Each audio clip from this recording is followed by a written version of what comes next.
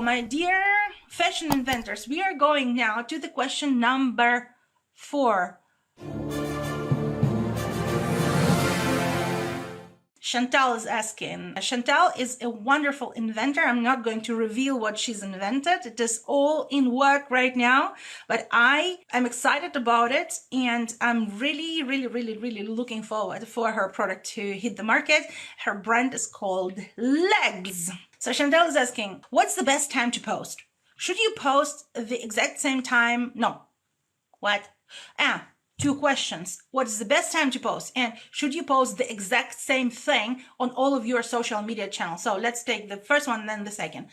What's the best time to post? It is different. For all social media, it is different. You need to investigate when is your audience online. For example, probably 3 days ago, 4 days ago, we have celebrated that the analytics of YouTube has started showing us when our audience is online on YouTube. And this was great because it actually corrected our posting times somewhat. And I don't have the data yet whether it improved the views now, but I know that we've been posting at one certain time every day, and now we've got per day a different time to start posting as a recommendation. We are testing it right now. So this is a great function, and you have to see whether the social media you're working with do have this function inside so that you can see when is your audience online.